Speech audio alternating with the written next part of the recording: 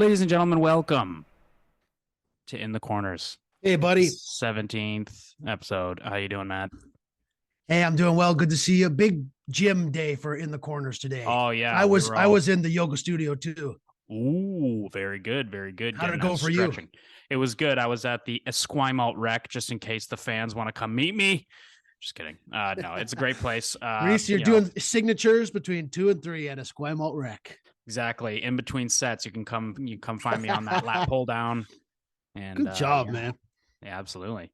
So we got 2 games last week. In regards to the Vikes. Now, was there any other BCIHL games? I think those were the only ones, right? Yeah, I think that's it. Yeah. Now the Vikes are caught up in games played, as you can see. Remember the whole season they were catching up? Yes. Now it's all evened up in games played, and we're headed down the stretch. Oh, yeah. And it's going to be a good stretch. We're actually going to go over some of those games coming up in the schedule and kind of talk about what we think the result of that will be. But obviously, before we get there, let's talk about you know what? Let's do a quick little overview of the standings here just to give us a better idea. So, obviously, we'll go in detail, a little analysis about the 2 games that, the UVic Vikes played that kind of made their games played even, which brings us to the standings here. First, we're going to go over that. So 15 games, they got 8 wins, 6 losses. So they're finally back to that situation where the game played is a little bit even. Right. So SFU with 15, the Lakers with 15, and the Mariners with 14. So only the Mariners with a game in hand. But let's go over what went down and how the Vikes did. So overall, they went 1-1. But let's start with the first game, which was on Friday, February 3rd, a day after the girlfriend's birthday. So hey, that was a good thing. Yeah. Happy birthday. 23 years old. So did you sing? Strong. I screamed a couple times, a couple yelling. What kind of birthday? Like a birthday scream, kind of like a metal birthday scream version. No, it was you know what it was? It was a good time. We hit the city. We went down and did what couples can do in this fantastic city of Victoria. So good job, guys. Boom. Yeah, and it was a great one. So that day after the aforementioned birthday, February 3rd. Yep, big birthday there. 9-0 win for the Vikes against the Logan Lake Miners. So, like we've said ad nauseum for the whole season, this is an expansion season for this Logan Lake team. So the expectations are low. It's all about just kind of finding good out of whatever you can do. But unfortunately, they take another big loss there. 9-0 Vikes, but almost you can't blame them with the offense just flowing for this Vikes team. And let's kind of go through what we saw for stats here. So 55 shots on goal, 34 saves, which is still a decent game. I mean, is that right? Saves. Maybe not. I think my math is off there. Math might be off.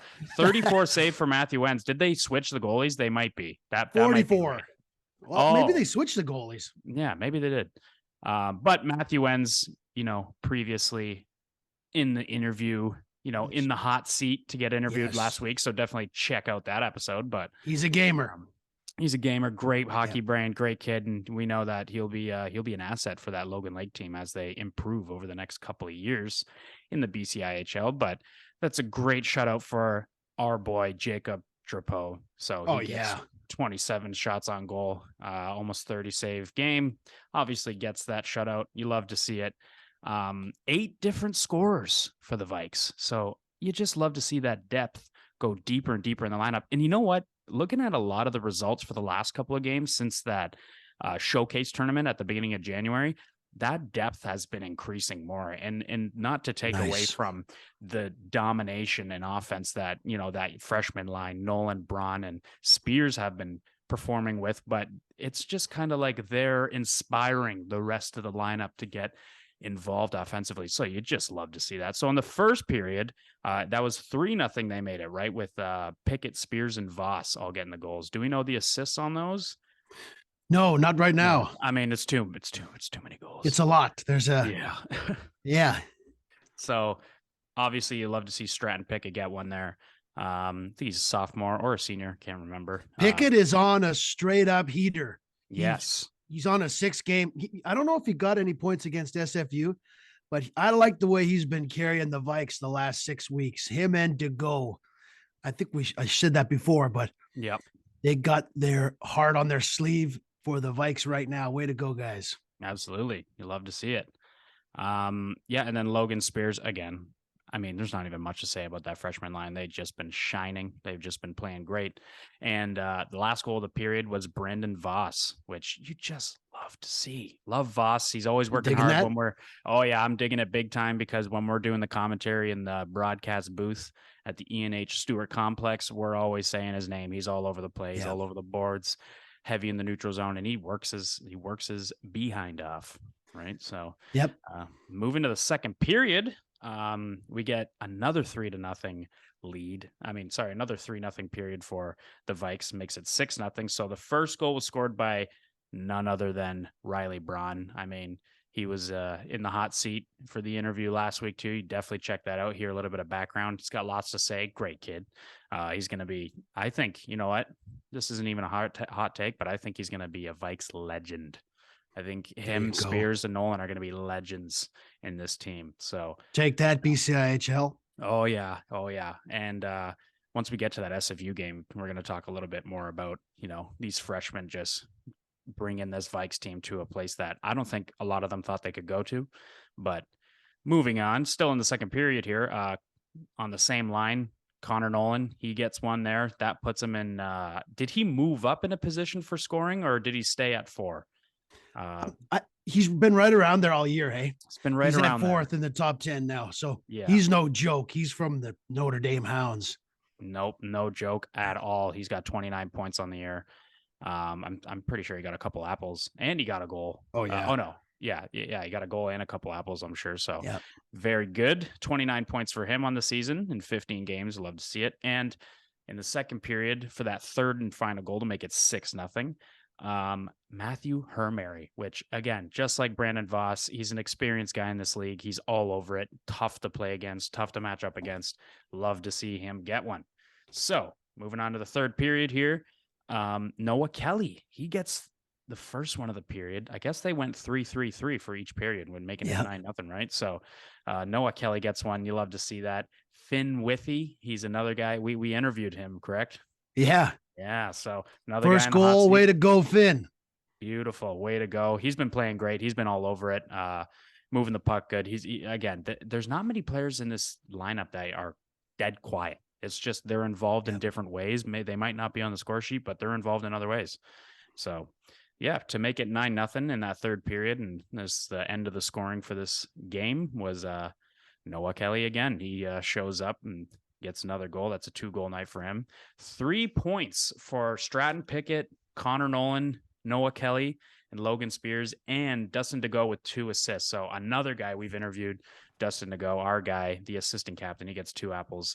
Again, he's a guy who's always involved. Might not be on the score sheet, but he's all over it, right? He's in the right areas, plays really good at that left defense position.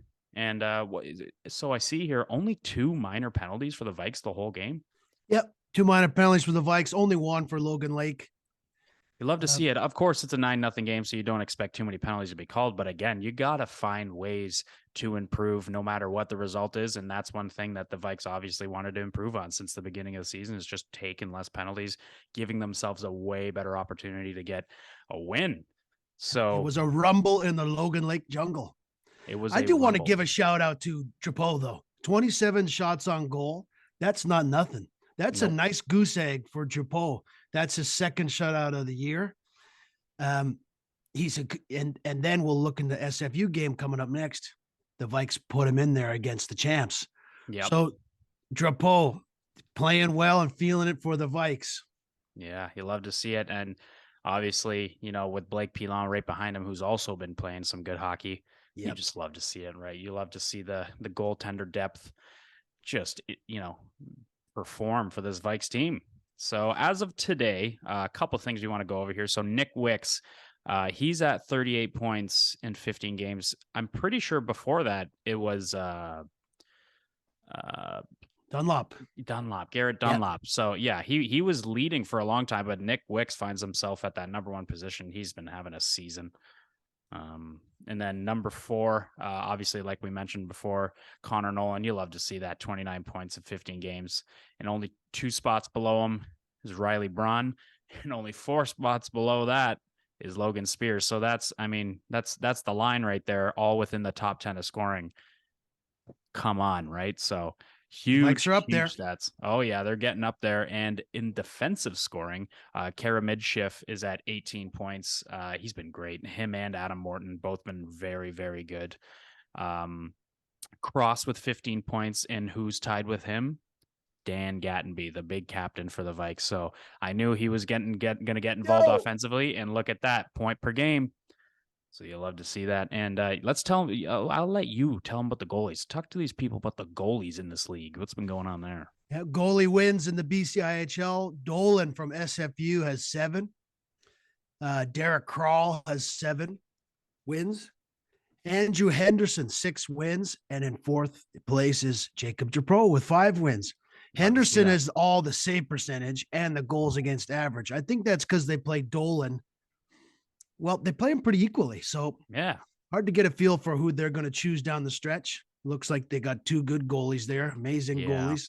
Very good. Drapeau second in league save percentage, 912. 912. Very good. That's a crazy percentage. And honestly, not going to name names here, but we were hearing a lot of rumblings from management about how they needed a goalie. And there you go. That means 1,000 shots, 912 saves. Is that what that means? I wish I could answer that correctly. I know it's probably not that, but I don't know how the percentage. There you go. A little math lesson here from Matt in the corners.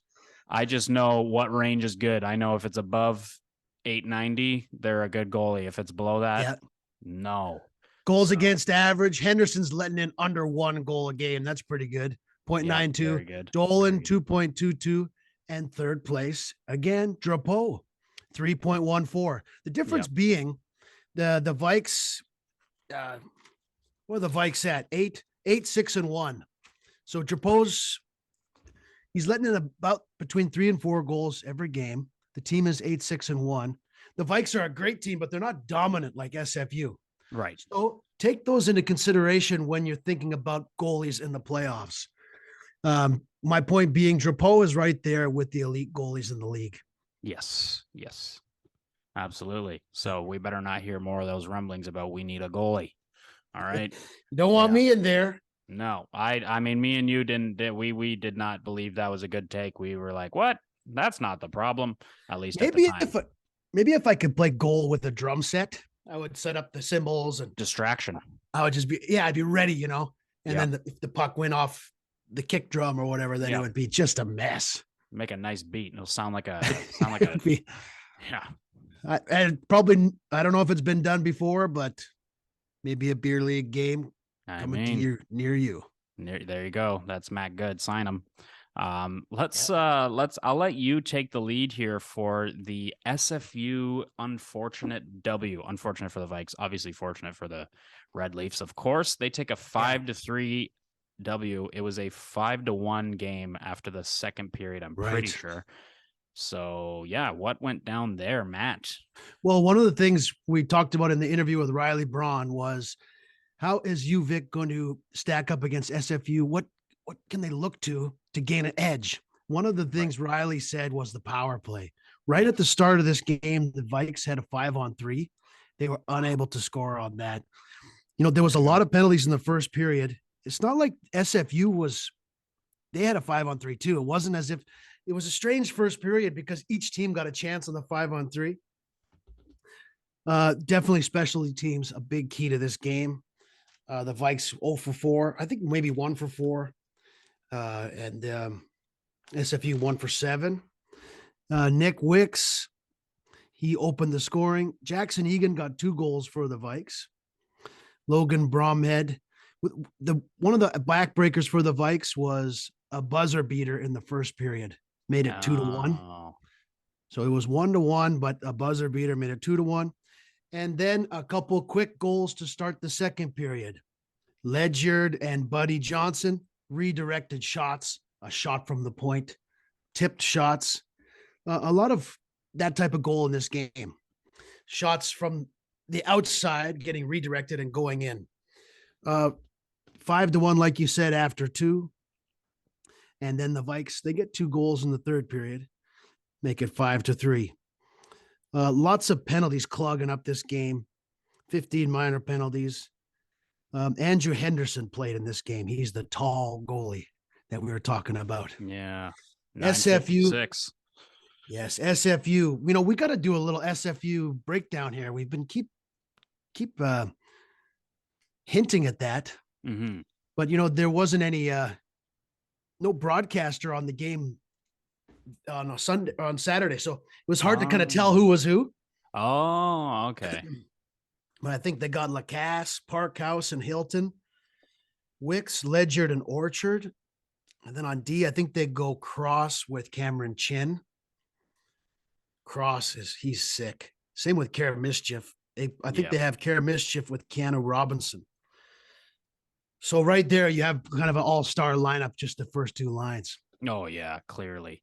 Yep. Henderson. Let's take a minute for 1 second to spotlight on Henderson. He's played in the AJHL, the SJHL. Now, that's the same league as Connor Nolan and the Notre Dame Hounds. Right. Also, the Yorkton Terriers. Yorkton's not too far where yours truly grew up. Oh, okay. Played a couple of heavy metal shows in Yorkton. That's sick. That sounds like a Tragically Hip song waiting to happen. Yes. Yeah. Yeah. A Tragically Hip song is just a place in Canada that is really random that no one thinks about, with like something summary with it. It's like Wheat Kings. Just kidding. Like Andrew Henderson goes to a metal show in Yorkton. Yeah. That's the Tragically Hip song. Yeah, there you go. And then he comes down, he plays with SFU. What I'm getting at is Henderson, he's got this pedigree. A lot of these players is it exaggeration to say they're close to pro? I mean, they're close to the WHL for sure, right? Yeah, it's a couple steps below pro. It is the BCIHL, which the I is for intercollegiate, right? So these are students. These are people who are going to be, so you can't really, you're always going to be considered an amateur if you're in college, even though, as much as the American sports kind of want to change that, they want to start giving contracts out to some of these college kids, which again kind of bridges the gap between pro and amateur. So we'll see how that turns out. But yeah, when it comes to this, they're students. You can kind of give them that amateur status. Pro would be anything that would pay them. I think anything that pays you makes you a pro. Right on. Well, Andrew Henderson is in there with Cale Dolan. Those are the goalies for SFU going down the stretch. SFU takes the win. It's still SFU with that one lone loss against the Mariners, which is kind of their badge of honor this year, Yes. And then, so the Vikes will have 2 more chances against them to see if they could knock off the champs, get some swagger going down the stretch into the playoff. Speaking of which, tell me about that playoff format. Oh, yeah. So I love it. I'm a fan of it. You know what? If we're being honest, us NHL fans have been waiting for something like this where we really don't care about the wild card. Even as a side note, as much as I enjoy the demise of the Leafs, it sucks that the Leafs have had to match up against such decent teams. Other than the Habs, you should have beat the Habs, but we beat you 3-1. You were up 3-1. But when it comes to Tampa, Boston, over and over again, and this year they're likely going to play one of the two, likely Tampa. It sucks because they do so good in the regular season and they don't really get rewarded for that. And you could say, well, who cares? Just play better, get into that first seed. But it's like, no, if that's why 1-8 just kind of makes the most sense, which is essentially what we have here in the BCIHL. So the first is going to play the fourth and the second is going to play the third. It's simple. It makes sense. What you're doing is you're taking the most successful team being rewarded by playing a team that's less successful. And the people who are in the middle of the road are going to play the teams that are in the middle of the road, right? So we love to see it. So if we're looking at the standings right now, it would be SFU versus the Lakers, and it would be a heated cross island VIU versus UVic playoff series. So playoff game. So that's a fearful matchup there. That'll be very interesting. Yeah. SFU, they're a lock to finish first. Second place, UVic maybe could hop up there. Yeah. They're only 2 points behind right now. VIU has that game in hand. But Yes. if they did finish second, that would just mean they would likely play one another, Exactly. and they would have the home advantage. The Yeah. matchup wouldn't change. The Yes. interesting thing to me is with the Lakers. Now, the Mhm. Lakers could jump up and still get ahead of the Vikes. So it's one. The question is, who will have that first round matchup against SFU? How is it going to shake out? Now, I had an idea. You feel like having a bit of a game here? Yeah, let's do it. All right. I forgot my hockey cards today, like from Yeah. the last So show. that'll be next Next show. time. Here, tell me who's going to win. Let's look at the Lakers here. Now, just say win or loss, okay? Okay. Okay. February 11th, SFU. Lakers So the at Lakers, the at Lakers play SFU. SFU. Yep. Oh, okay. So unfortunately, that will be a loss for the 17th, Lakers. Mariners at Lakers. That'll be a win for the Mariners. Okay. So loss for Lakers. Yes. UVic at Lakers. That'll be a loss for the Lakers. Okay. Reese likes the Vikes in that one. Yep. Okay. And then they got Logan Lake Miners twice. So I'm gonna go a little controversy and say an OT win for the Vikes there. We'll see Okay. last This is for the ditch Lakers. effort. This is for the Yes. Lakers, right? Okay. Yeah. But for those Lakers, last ditch effort there playing against those Vikes. Maybe they'll get them a little bit. Okay. 2 wins against Logan Lake Miners, even if Absolutely. it's in overtime. Okay. So Reese's speculation here has the Lakers finishing 7, 9, and 4. Okay. So that's good for what is that? That's 14. That's 18 points. Okay. Now UVic. Try let's keep it going here. Logan Okay. Lake Miners. This is for the Vikes down the stretch. Win Yeah. or loss It'll be a versus win. Logan Lake. It'll be a Win win for the Vikes. Yep. at the Lakers. Definitely it's tough. I'm gonna say win for the Vikes, even though that's kind of contradicting what I said before. No problem. I'm At changing Logan my Lake. mind. Change my mind. That's At all right. Logan Lake. At Yeah. Logan Lake. Mm-hmm. That'll be a win for the Vikes for sure. At SFU, February 20th, the Monday showdown. That's a win for the Vikes. Okay. Reese is feeling it for the Vikes. Yep. 2 They're exhibition gonna feel games. it. Then March 3rd, SFU at UVic. I think that's going to be a win for the Red Leafs. Okay. I think they're just going to catch them at home. Okay, so you have the Vikes finishing well above the Lakers there at 24, 25 points. So they're going to in a landslide. Okay, so you have Reese's speculation is that it'll likely be the Vikes versus the Mariners in that first round. Yeah. Yeah. Most likely. Well, not so fast. Let me speak up for the Lakers a little bit here. The Lakers Okay. have played SFU tough. Yes. They have 2 games left against Logan Lake. Now, if the Lakers could take 2 out of 3 against SFU, VIU, and UVic, say they just take 2 out of 3, then they finish with 22 points. Then that makes that game, February 18th, UVic at the Lakers, really important. What I'm saying is there's still something to play for if you're UVic to avoid SFU in that first round. Yes. Like if you're UVic taking a win off SFU, it means something in the regular season. It means you might get to you might not have to face them in that first round. Makes sense. A lot of this kind of over my head. We're just making it up as we go along here. You follow what I'm saying here? Absolutely. I mean, yeah, this is that's where the situation can easily change, right? Is depending on kind of all on the Lakers here. Because even if UVic starts to just go out, if they win out every other game they have, it's still likely they're going to face off against the Mariners.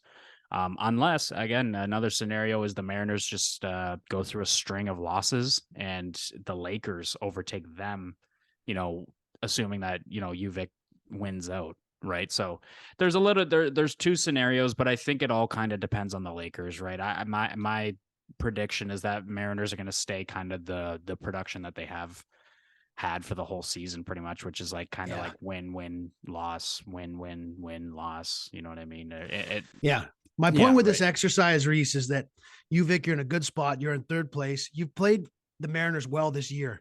you want to play the Mariners, not SFU in the first round. Yes, So you of can't fall course. asleep at the wheel here. You That's a cannot. key game against the Lakers. Sure, you might take a couple from the minors, but you still have two against SFU. You could go 2-3 down the stretch and leave yourself open to that first round matchup against SFU. So Yes. watch out for that, especially let's circle that game next Saturday. Yeah. UVic at the Lakers. Yeah. That's a huge game. Huge game for the Vikes there. Yep. Yep.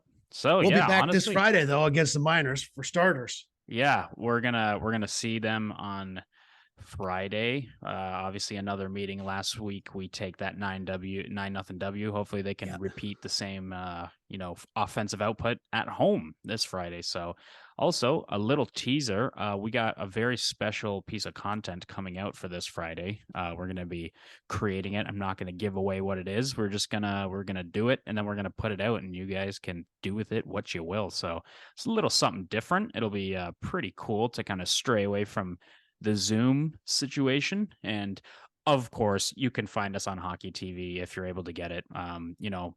Hopefully we can move away from Hockey TV. Nothing against that company, but just YouTube is very accessible to everybody. And I feel like YouTube's the best case scenario for people viewing the games. So you can find us on Hockey TV though. If you do have a subscription, you can find it's going to be, I think it's a 7 p.m. start, if I'm not mistaken, this Friday. Let me just double check, make sure if we're not It's doing gonna anything be different. a hot one at the Vikes rink. Yep, 7:30 p.m. start, February 10th, this Friday. So, Logan Lake is coming to town, but you get to see the broadcast on Hockey TV if you're able to. But if not, you can obviously come to this channel. We're going to give a roundup next week of what went down. And also, you'll be able to watch the little piece of content that we're going to be making that day. So, yeah, it's kind of a little bit of anything. I don't know what else to talk about there, Matt. I think we kind of got all the things that happened. That sounds good. Yep. The Vikes, they got two more against SFU, the Lakers, the Miners. And yeah, coming down the stretch, those games against the Ducks. Yep.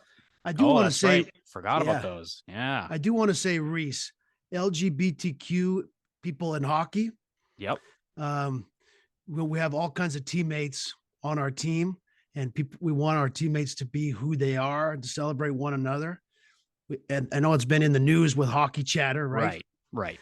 I know with the Vikes, because of the different people we have on our team, it makes us a better team, and Absolutely. everyone is valuable. And I just think that with supporting one another and different kinds of diversity would make the team stronger.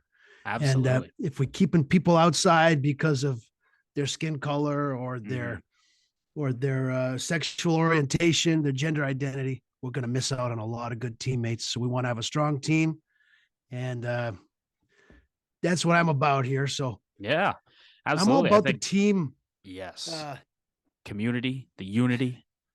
Yeah. That was a big thing I took from Riley's interview was what makes the team. Did you notice that? What made the championship team really strong was how they cared for each other. I thought that was really great.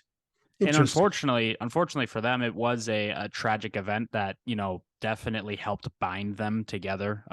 Unfortunately for the passing of that one player that they had. I wish I knew the name. I kind of probably should look it up, but it's okay. Yeah. So, there's a unfortunate passing of a teammate there. And that just, when you have that kind of collective, I guess you could say emotional situation, it brings everybody together and, it just makes everybody, feel like it's more necessary to unite, beyond just wins and losses. It's more of like hey, this is something that guy cared about a lot. So we're going to go out there and care just as much as he did, if not more. Right. So we got to leave it all out there. And yeah, exactly. Like Braun goes into it's things like that unity, that community that, leads to a championship team that was as good as that Peninsula Panthers team. So yeah, of course, the game of hockey, unfortunately, isn't in a international position, with the other sports such as soccer or football, for all you people who want the proper name, basketball, baseball, all of these sports that have a very big international reach, they've been pretty outspoken about be who you are, do whatever you want. The game is for everybody. So of course, when it comes to hockey, we want to move into that. But honestly, one little unfortunately negative take that I have to say it is it's really hard to say the game is for everybody when it's hard for anyone to afford it, right? So it's become an Good elitist point. sport. Unfortunately, it's become an elitist sport. It's a sport that used to, be very homegrown in Canadian culture. It was very hereditary. So if your family played it and you had family members who played it, you were able to get equipment that way. You're able to afford it pretty much and find ways, transportation. But with the rising population and honestly, just the capitalization of all these companies within hockey, it's made it completely impossible. I mean, I'm actually one of them. I had very young parents, and my dad played OHL hockey, but I couldn't play. We simply couldn't afford it. Didn't matter how many hours they worked. When they worked so many hours, it was impossible for them to get me to there. And we didn't know that many people to coordinate carpooling and stuff. And even without that, we couldn't afford those registration prices. We're talking $3,000 and up just to register. And that's not including your equipment that when you're a growing boy, it's going to change all the time. Right. So Yeah. obviously we want to make sure the sport is very welcome. When it comes to enjoying the sport, when it comes to watching and supporting a team, you can be anybody and you should be allowed to be anybody and do whatever you want. But I think one of the biggest issues we should try to move towards is just making it more accessible for anybody, man. Like the single parents, the people who live in foster Yeah. situations, the people who don't have disposable income on top of disposable income to afford all of it, right? So yeah, honestly, we're just trying to move towards getting it inclusive with everybody, and I feel like Yeah. the financial aspect is the first way to do that. Yeah. Hockey is just like me and a lot of people we know. It's just we're trying to get more inclusive and more considerate Absolutely. and, be a better teammate. So, what good opportunity here. Good opportunity we have here with hockey. Very good opportunity. Growth So, opportunities. growth And opportunities. I love the players who go out and play. Yeah, they go out there and they love it, and even a lot of those guys have had their financial hardships and have had very big sacrifice from on their parents' part and on their own part just Yeah. to be a part of the game, right? So we love to see it. We love the passion. We got it here, and we hope a lot of other people have the passion. And like you mentioned earlier too, we have a team like in terms of the setup team and the staff, the volunteers for this UVic team. We have all kinds of backgrounds, all kinds of people, all kinds of, different viewpoints. And we love to see that, right? It's just we all come together for one goal, which is the support of this great game. So that kind of wraps up the episode, unless you got something else for them. I'm good. Thank you, Reese. Thanks, everybody. Thank you very much for watching. We got some, like I said, interesting stuff coming this weekend, and obviously Yep. tune in for the next episode, which will be in about a week. So Go BCIHL. Do it up. let's go BCIHL right there. Right Beautiful. there. Good Let's job, go. everybody. All right, Appreciate you. everyone. See ya. Keep it real.